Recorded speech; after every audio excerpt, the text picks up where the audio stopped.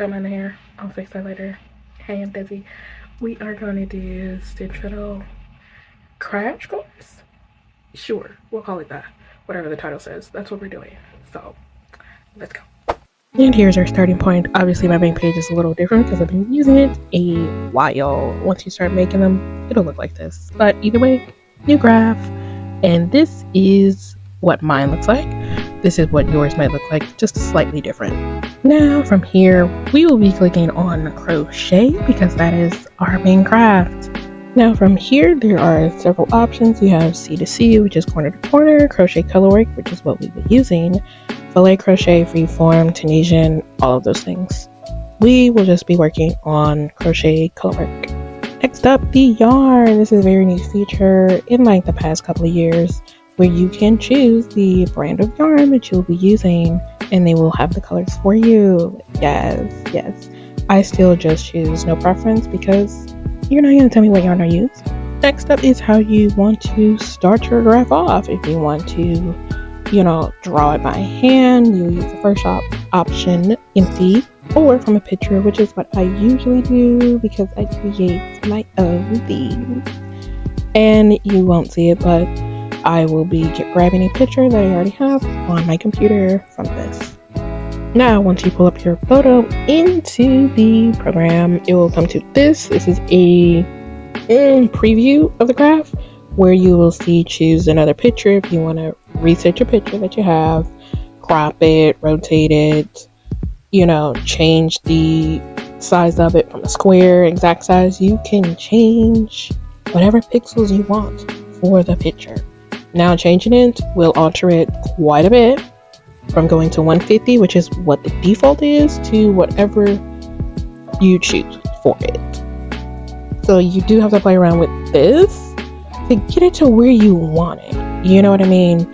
And if you don't, want it to have 1,000 colors, which 20 is kind of 1,000 to me, then you obviously tinker around with that. I go all the way down to the very minimal amount of colors I need because I will just edit it more once we are fully in the program. Now there are other things on the side that you can look into. I don't really use the gauge area because, YOLO. But yeah, just play around with it and see what it is, right? And here is the main screen that you'll see after you have loaded the graph and it's the way you want it.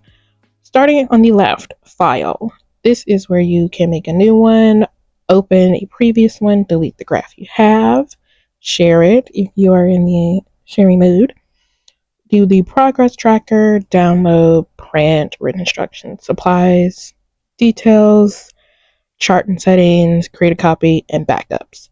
All of those things you can get to in other places, but this is just main file menu. On to the next. We have the edit one, which is undo, redo, copy, colors and symbols, chart settings again, and all of the other items that I will, get to later on, but they are also over here. Here we have the view. You have the legend, which you'll need to make later. Show cursor, the rulers, the guides, which is all those black lines that you see. Show the written instructions, color blocks, notes, colors and symbols. You can also change the way you are viewing it from just the colors only to colors and symbols. I'll probably do another video on more in-depth editing. This, again, is just a crash course. Next up is the second row. That is what I'm going to say the viewing tool. You just get to move around the graph itself. This is Zoom. You will probably need this to get details on very complex graphs when you do them in the future. I usually just use the trackpad to zoom in and out. And then right next to that is, if you need to see the colors at the bottom, I really don't use that. Don't really know what's there, but that's what that does. And yeah, this is the graph. Come on. And this is the progress tracker, my favorite button. You can track your progress. You know, when you're in the program, this is what I usually do, and not really, you know, using the written or color block version of it. This is the color blocks. I have this available for my drafts that I do for other people because that's, you know, what they like to use sometimes is just the blocks as opposed to the written, you know, portion that is a part of drafts. When you make your own, you will have to put in the colors and the keys yourself. So whatever way you want to abbreviate and do that, yeah, you'll have to do that yourself. And so whatever you need to do that, especially if you're using specific colors. Again, if you're gonna use the yarn, like specifically when you put it in, they'll have that option for you. I just put basic colors and let people choose however they want to do it. If they want to use the color yellow, if they want to use the gold, that is completely up to them. Once you complete the abbreviations and that, it will take you to this. This is the written pattern of your craft. This is how it is, you know, written for you in these terms. So make sure those abbreviations you understand, because you'll just see that and nothing else throughout the pattern. That is all of that. There is the option for the color blocks, which I think are fun. Especially if you don't want to keep seeing this times this. This is a better option, at least for me. I use this in conjunction with the progress tracker to do my crafts. Next up is the view that just helps you view the block pattern. That is all. Direction, this is a very important section if you want to have it right-handed or left-handed. The first two under work I don't really use because that's just going in that direction and solely in that direction. Don't worry about those two. But yeah, right and left-handed, this is the area to change that. From the top to bottom, you can if you want to. I really don't use it.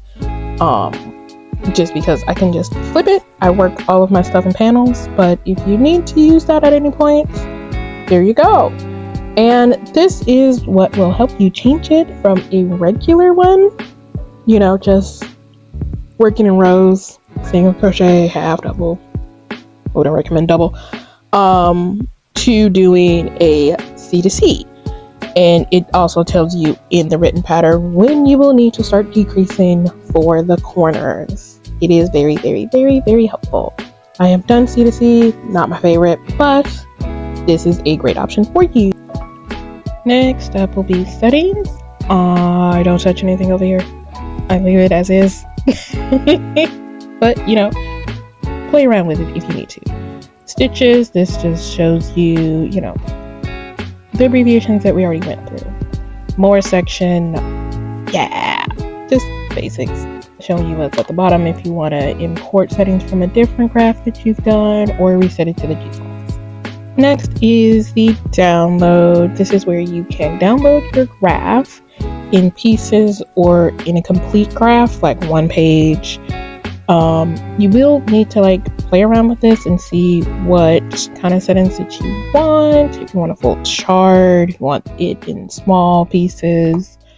I would recommend you don't use the PDF, but you go to a JPEG, which is just an image. It is easier to export it and open it anywhere. And, you know, just play around with the settings. Go through it, but this is where you would download it. Next thing is the undo button. Obviously, draw, which is what we're in that mode right now. Lines and eraser I do not use, so they are just there for space. My favorite one though, select. You click that, it'll black out, and you use the mouse or whatever you're using to edit. Highlight whatever space you're in, and then this menu will pop up. Copy, move, cut, mirror, either horizontal or vertical, rotate, fill, crop, add borders, I don't use that. Erase, I don't use that either. Download selection. You can just download that part of whatever you selected. Like if you had words and you just wanted to use that for something else, you can go ahead and do that. Fun, I know. You can also create a whole new graph from that selection.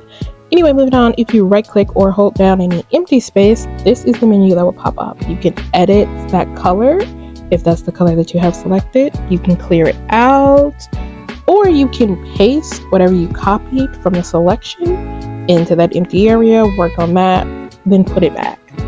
And then, you know, all the other basic add row, delete row, columns, all that chit chat. And so this is what it looks like when you are, you know, pasting in a different area as opposed to selecting it and then moving it, which is also an option.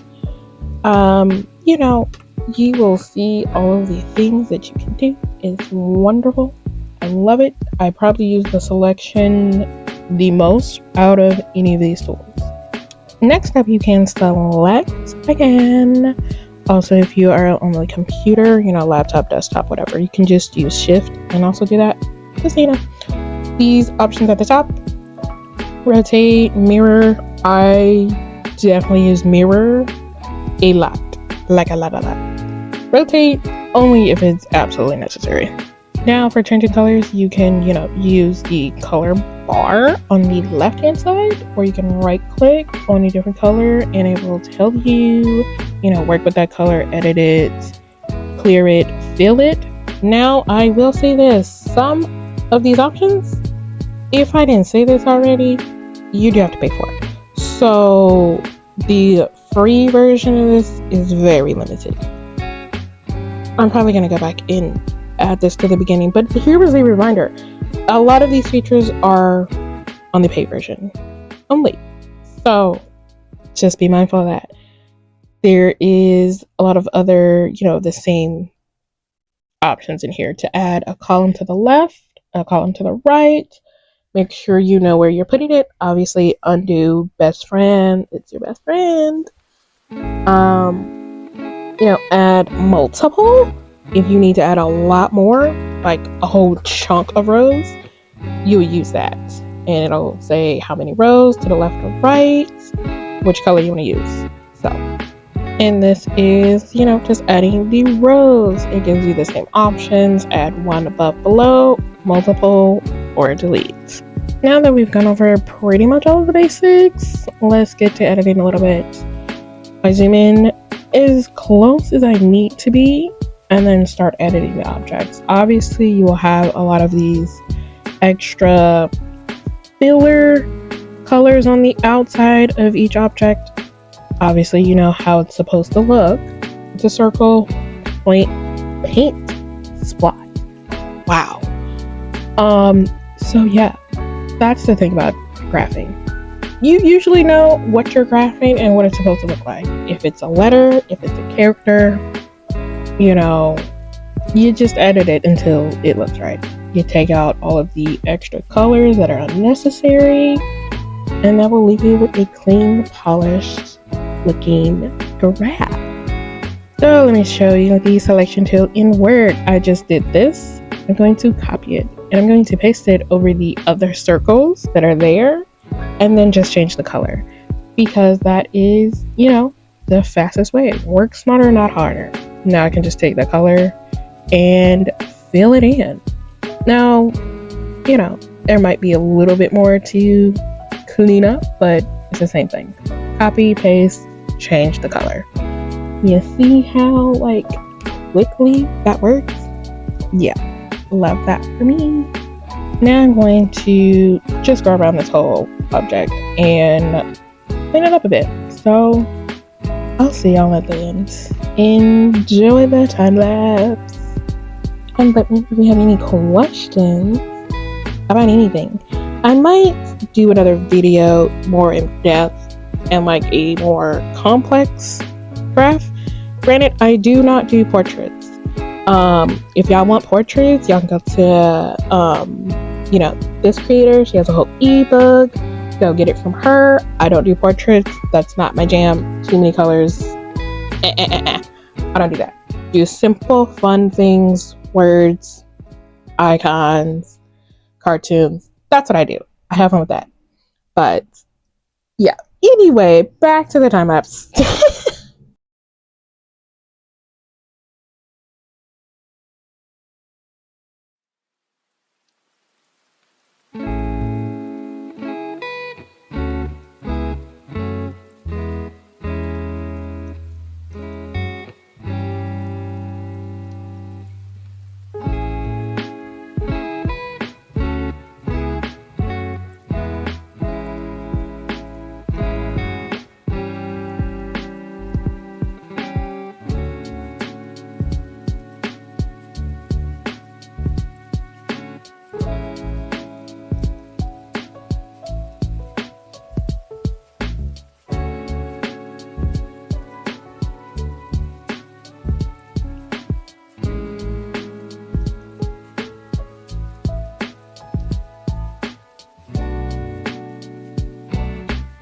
Alright, I needed to pop in here for a little bit. You can use the selection tool and select just a small portion of a graph. I needed to see how many blocks it was, if it was even or odd, because I am about to just copy this side of the paintbrush, even though it kind of looks like a scraper.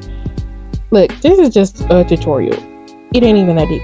Anyway, I'm gonna copy that and then grab this blue color background and go down the odd number in the middle. That way it is even. Okay? Yeah, even. And then just eliminate that side, all the extra bits, and then paste what I copied over here. Line it up right, which is right there. Thank you. Get it together. And then flip it, and now we're done. Yes, I did, move it over a bit so that it eliminated that extra line. Now it's even instead of, being odd. But I like this a little bit more. This is too wide. Now that I'm looking at it, it kind of looks like a plunger or a flashlight, but yeah, anyway. Editing color. If you need it to be different, like this wasn't dark enough for me, this is how you would do it. Just go in there, change it. You can use any color in that area if you want to. But yeah, back to the time lapse.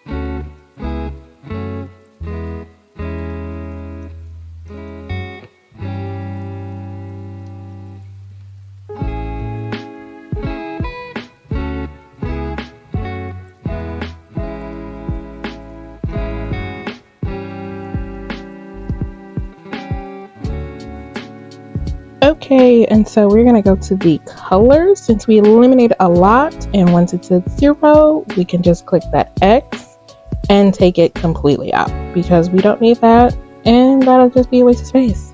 But yeah, there we go. We just have the colors that we need. Woohoo! Okay, hi guys. Thanks for watching my video. Make sure you like, comment, and subscribe, and let me know what other video you want. I will definitely be doing a more in-depth video because there were some things that I forgot. Let me know in the comments, live or another more in-depth video. Either way, to be a different graph. And let me know what things you want to see, like letters, numbers, a character maybe. But yeah, bye.